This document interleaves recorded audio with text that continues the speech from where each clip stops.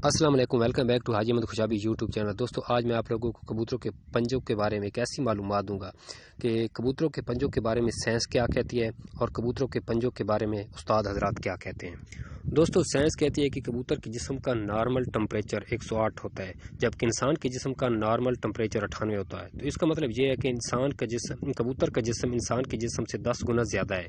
इंसान के जिस्म में मसाम होते हैं, जबकि कबूतर के जिस्म में मसाम नहीं होते। मसाम जिनके ज़रिए इंसान अपने जिस्म का पसीना खारिज करता है। जब किसी इंसान को पसीना आए, मतलब जब वो ओवर हीट हो जाए, उससे बहुत ज़्यादा गर्मी आए, तो उसके जिस्म में मसाम होते हैं, छोटे छोटे, जो आम आँख से नज़र नहीं आते, खुर्दबीन से नज़र आते हैं।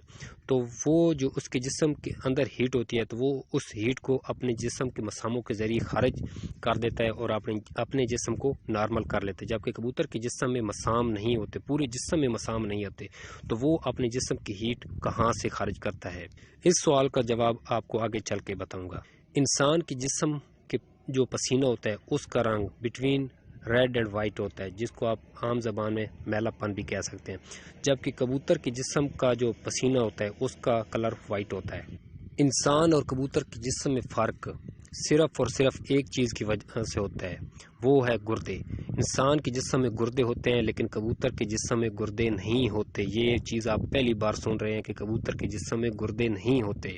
ये जितने भी पॉइंट्स मैंने आप लोगों को बताए, ये पॉइंट्स आप लोगों ने ज़हन में रखने हैं और अगली बात सुनिए, तब आप लोगों को समझ आएगी। कबूतरों के पंजों पर पहला सवाल ये बनता है कि कबूतर के पंजे खुश्क क्यों होने चाहिए।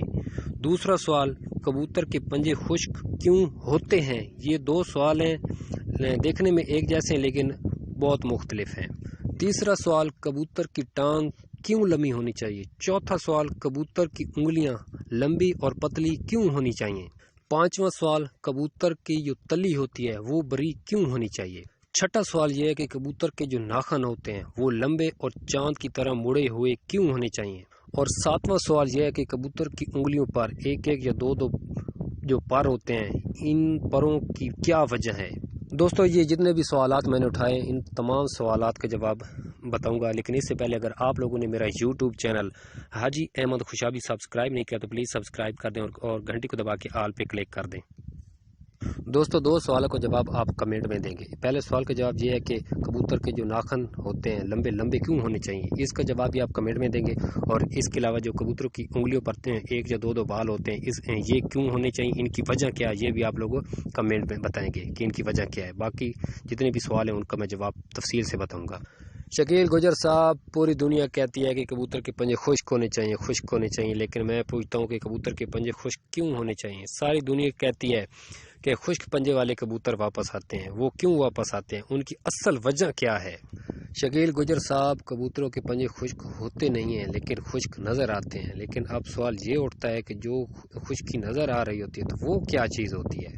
शकील गुजर साहब, वो जो खुश्की नज़र आ रही होती है ना, वो होती है कबूतरों का पसीना। मैंने पहले बताया कि कबूतरों के जिस्म में मसाम नहीं होती, इंसान के जिस्म में मसाम होते हैं, लेकिन कबूतरों के जिस्म में मसाम नहीं होते। कबूतर अपने जिस्म का टेम्परेचर, अपने जिस्म की जो भी हीट होती है ना, वो पंजों के ज़रिए खारिज करते हैं। और मैंने कबूतरों का जो पसीना होता है उसका भी कलर बताया। और जब जब कबूतर अपने जिस्म की जो हीट होगी अपने पंजों के ज़रिए खारिज करेंगे, जितनी ज़्यादा खारिज करेंगे पंजे उतने ज़्यादा खुश्क होते जाएंगे। शकील गुजर साहब, जिस कमरे में ज़्यादा खिड़कियाँ होंगी वो कमरा उतना मोतदिल होगा और उसमें उतनी हवा लगेगी। जिस कबूतर की जितनी लंबी टांग होगी और जितनी लंबी उंगली होगी, उस कबूतर की टांग और उंगलियों पर कट्स के निशान उतने ज़्यादा होंगे।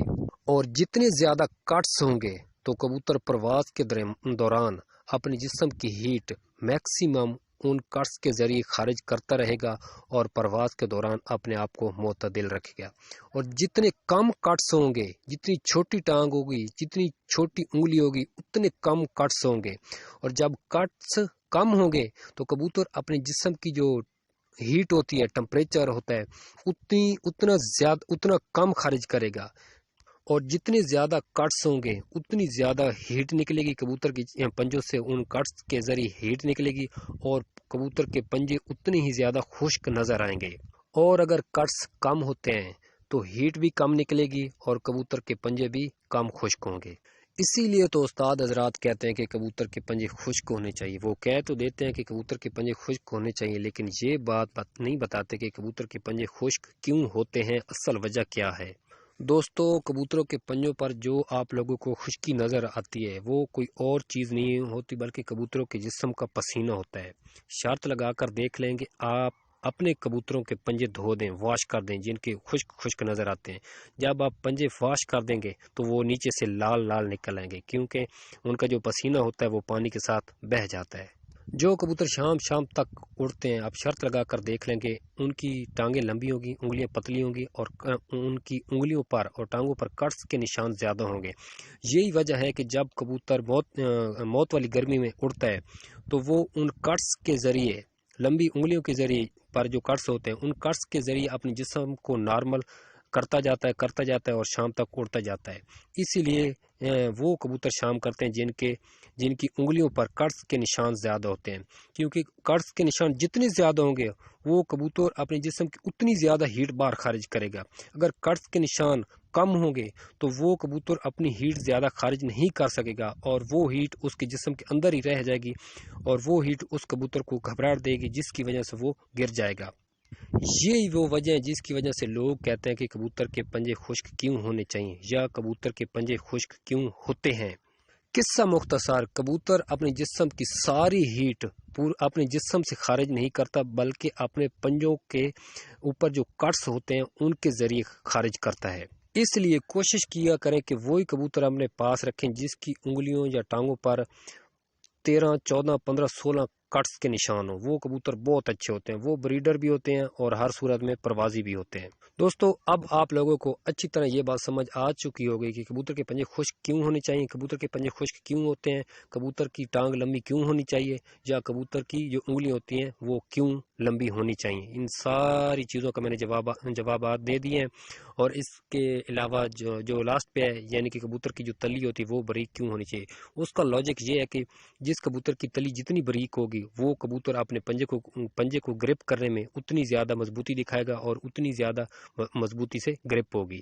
اگر تلی موٹی ہوئی تو کبوتر کو گرپ کرنے میں مسئلہ آئے گا اور دوران پرواز وہ ڈسٹرب ہوگا اور اپنی پرواز کم سے کم کرے گا۔ اگر تلی پتلی ہوئی تو گرپ مضبوطی سے کرے گا اور زیادہ سے زیادہ میکسیمم پرواز کرے گا۔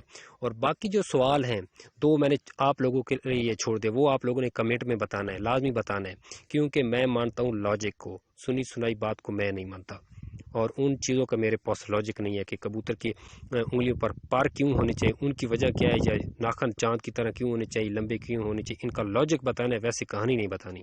دوستو، اب آپ لوگوں کے ذہن میں ایک سوال کھٹک رہا ہوگا کہ حاجی احمد خوشابی یہ چیزیں بتا رہا ہے اپنے یوٹیوب چینل پر، لیکن یار میرے پاس ایسے کبوتر ہیں جن کے پنجے خشک نہیں ہیں لیکن وہ بھی شام تک اڑتے ہیں۔ دوستو، آپ ان کی انگلیوں اور ٹانگوں پر کٹس کے نشان دیکھیں۔ اگلی بات یہ ہے کہ ہر نسل اپنی ورائٹی کے پنجے رکھتی ہے۔ دوستو، مثال کے طور پر جب کوئی پاکستانی صبح سویرے اٹھتا ہے تو وہ ایسے لگتا ہے کہ ابھی اس کو کسی نے قبر سے نکالا ہے، لیکن جب کوئی گورا صبح سویرے اٹھتا ہے تو وہ ایسے لگتا ہے کہ ابھی بیوٹی پارلر سے آ رہا ہے۔ دوستو، سارا چکر، ساری سٹوری، ساری فلم جو ہے نا وہ ہے سکن کی، لیکن اندر کا جو سافٹ ویئر ہے نا وہ دونوں کا ایک ہے۔ بالکل کبوتروں کا بھی یہی حساب ہے۔ جس طرح آپ گورے کو دیکھ کر یہ اس بات کا اندازہ نہیں لگا سکتے کہ یہ ابھی اٹھا ہے یا بیوٹی پارلر سے آ رہا ہے، بالکل اسی طرح کچھ کبوتروں کی نسل کے حساب سے ایسی ورائٹی کے پنجے ہوتے ہیں